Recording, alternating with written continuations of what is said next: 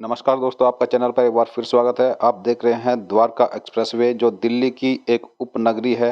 द्वारका और गुरुग्राम, जो हरियाणा का एक सबसे बड़ा शहर है गुरुग्राम, और दोनों को कनेक्ट करता है द्वारका एक्सप्रेसवे। इसके कई नाम हैं: द्वारका एक्सप्रेसवे, नेशनल हाईवे 248 बीबी, नॉर्दर्न पेरिफेरल रोड।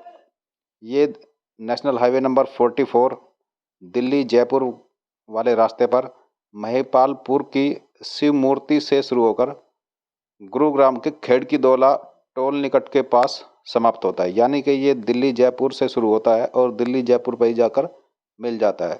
इसकी लंबाई है मात्र 27.5 किलोमीटर, और ये हरियाणा और दिल्ली को जोड़ता है। अगर इसके बात की जाए, इसके 4 चरणों में इसको बांटा गया है।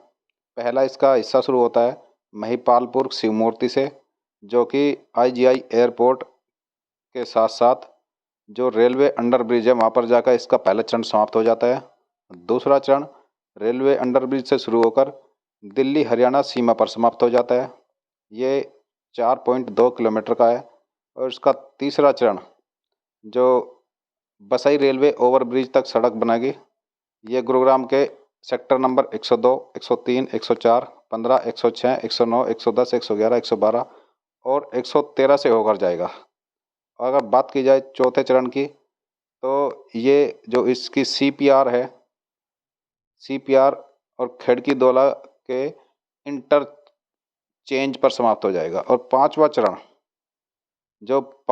चरण है वो बनता है दिल्ली एयरपोर्ट टनल एक्सप्रेसवे। इसको भी कंफर्म नहीं है, मगर ये है कि जो इसका एक पांचवा है हिस्सा, वो फर्स्ट इंडिया का पहला दिल्ली एयरपोर्ट टनल एक्सप्रेसवे, जिसकी 4 किलोमीटर की लंबाई होगी, और ये टर्मिनल 3 को जोड़ेगा डायरेक्ट। तो दोस्तों, द्वारका एक्सप्रेसवे दिल्ली गुरुग्राम, आप इसका कंस्ट्रक्शन देख रहे हैं। ये अगर बात की जाए, इसकी शुरुआत हुई थी 2006 में, मगर बीच बीच में कई बार लैंड एक्विजिशन और मुआवजे से संबंधित कोर्ट में मैटर चले गए, तो कोर्ट में पेंडिंग पड़े रहे मैटर, और 2015 में जाकर क्लियर हुए हैं। उसके बाद से आप काम देख रहे हैं कितनी स्पीड से काम चल रहा है। काफ़ी काम हो चुका है और पिलर्स भी लगभग बनकर तैयार हो चुके हैं। दोस्तों, ये द्वारका एक्सप्रेसवे बनने के बाद में एक चमचमाता हुआ सब सिटी बन जाएगा, और बिल्कुल दो उपनगर द्वारका, आईजीआई एयरपोर्ट, गुरुग्राम, जयपुर जाने के लिए। तो दोस्तों, ये एक खास होने वाला है। दोस्तों, चैनल पर आप नए हैं तो चैनल आप सब्सक्राइब करके द्वारका एक्सप्रेसवे से संबंधित डिटेल वीडियो आप देख सकते हैं। ये वीडियो हमने एक शॉर्ट वीडियो बनाई है। वैसे तो ये बढ़िया, क्योंकि टाइम काफ़ी लगता है। दोस्तों, ये आप पिलर देख रहे हैं, तकनीक देख रहे हैं, किस तकनीक से ये काम चल रहा है। और ये अगर Delhi Jaipur national highway number 44 की बात की जाए, तो ये जो जोड़ने वाला है एक सीपीआर, आपको दिखाते हैं। इस उपनगर द्वारका उपनगर और गुरुग्राम दोनों को जोड़ने वाला 8 लेन, इसमें दोनों तरह के इसमें निर्माण है, एलिवेटेड और प्लेन। और साथ साथ में सबसे बड़ी बात यह है कि ये जो इसका पहला पार्ट है वो यूईआर 2 और द्वारका एक्सप्रेसवे दोनों मर्ज हो चुके हैं। दोनों को एक ही कंपनी को सौंप दिया गया है। अगर पहले पार्ट की बात की जाए तो उस पर काम अभी कम हुआ है, इसलिए दोस्तों आप देख भी सकते हैं कि उस एरिया पे काम अभी कम हुआ है, मगर जो बाकी हिस्से हैं उन पर अब लगभग काफ़ी काम कंप्लीट हो चुका है। और देखते हैं कितने दिन में हमारा ये पूरा कंप्लीट हो पाएगा। उम्मीद तो यही है कि ये जो है नेक्स्ट ईयर, जी हाँ, नेक्स्ट ईयर 2022 में ये शुरुआत हो जाएगी, क्योंकि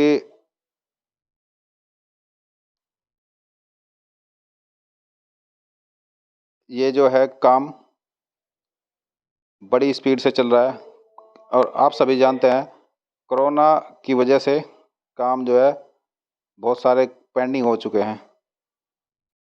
तो दोस्तों अगर बात की जाए इस जगह की जहां आप देख रहे हैं, तो यहाँ पर एक बार एक लॉन्चर गिर गया था दौलताबाद के आसपास के एरिया पर, और इसमें 3 मजदूर घायल हो गए थे। सिविल डिफेंस की टीम ने जाके वहाँ पे देखा। बाकी ये अब काम देख रहे हैं किस तकनीक से काम हो रहा है, और ये जो आप तकनीक देख रहे हैं ये तकनीक बड़ी ही खास है। वैसे नेशनल हाईवे अथॉरिटी इस तकनीक पर काम बहुत ज़्यादा कर रही है। और दोस्तों ये वैसे हम आपको पहले भी दिखा चुके हैं, मगर अगर आप फिर एक बार फिर देखोगे तो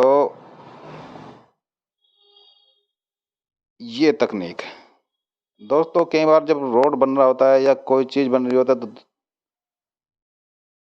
एक सबसे खास बात यह है, अगर कोई गुरुग्राम से और जयपुर जाता है तो बीच में काफ़ी ट्रैफिक कंजेशन रहता है। जब ये रोड बनकर तैयार हो जाएगा तो गुरुग्राम वाला जो बीच का एरिया है वो उसको काफ़ी आराम मिलेगा इस पर। दोस्तों तकनीक की बात की जाए तो पहले भी इस तकनीक में कई बार खराब खामियां आ चुकी है। कई बार टुकड़े कुछ गिर रहे हैं, आप भी इसमें देख सकते हैं कि ये जो मटेरियल है एक बार पहले भी गिर चुका है। तो एक बार थोड़ा संशय हो जाता है दोस्तों कि जो एक बार बनते हुए ही ये काम हो चुका है, ऐसा ना हो कि कई बार अगर रोड पर चल रहा हो कोई ट्रैफिक और ऊपर से एक बार हो जाए कुछ हादसा। वैसे तो हम ये कल्पना नहीं करते, मगर एक बार अगर कोई चीज़ इस तरह की घटित हो जाती है तो दिमाग में एक डर बना ही रहता है। तो इसी के लिए थोड़ा कोशिश होने की ज़रूरत है, क्योंकि फ्यूचर में इस तरह का कोई हादसा होना बहुत बड़ी बात है। तो दोस्तों ये इसकी अगर बात की जाए तो सुप्रीम कोर्ट तक ये मैटर गया हुआ है। पर्यावरण की कई बार मंजूरी का भी मैटर होता है। किसानों के भी धरने प्रदर्शन होते हैं जब कोई एक्सप्रेसवे हाईवे चलता है, क्योंकि कई बार कई सारी मुआवजा और दूसरे संबंधित चीज़ें इसमें जुड़ी होती हैं। दूसरी बात है कि केवल इसमें जिसकी ज़मीन है उसी को ही नहीं कुछ मिलता, उसके साथ साथ भी कई लोगों को इससे प्रभावित होते हैं। तो सभी लोगों को साथ साथ में पूछा जाता है भाई क्या क्या प्रॉब्लम है। तो ये सारी चीज़ें होते हुए कोई एक्सप्रेसवे में बहुत सारी अड़चनें होती हैं, तो उन अड़चनों को दूर करने के लिए कई चीज़ें देखी जाती है दोस्तों।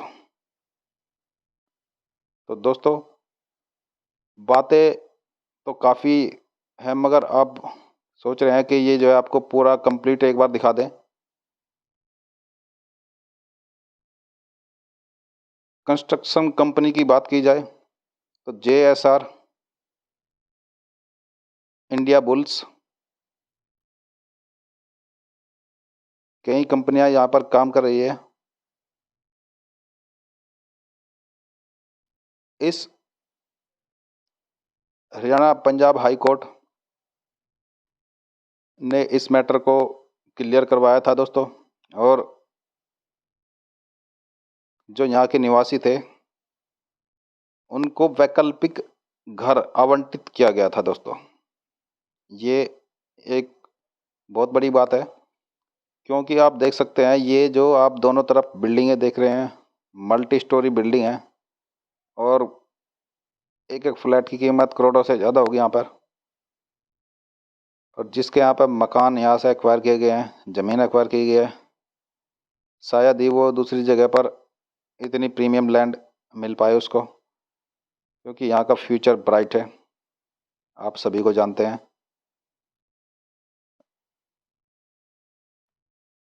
वैसे दोस्तों, द्वारका एक्सप्रेसवे बनने के बाद में, वैसे तो ये बनने के लिए काफ़ी रेडी है और स्पीड भी काफ़ी है। उसके बाद में जो गुरुग्राम है, गुरुग्राम की जो रोड है, एक नया विकल्प मिलेगा इससे। जैसे द्वारका एक्सप्रेसवे पर कोई स्लैब का एक दरार आई थी, तो कई सारे इसमें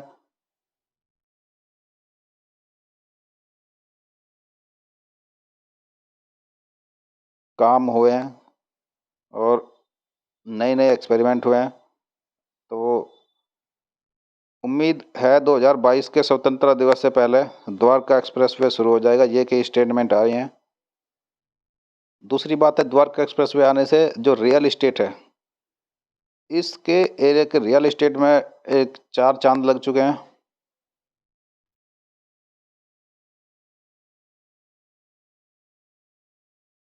अब देखना बात यह है कि इस पर टोल टैक्स कहाँ पर लगेगा, क्योंकि दोस्तों जो भी कोई एक्सप्रेसवे हाईवे बनता है तो वहाँ पर टोल टैक्स ज़रूर लगता है, आपने भी देखा होगा।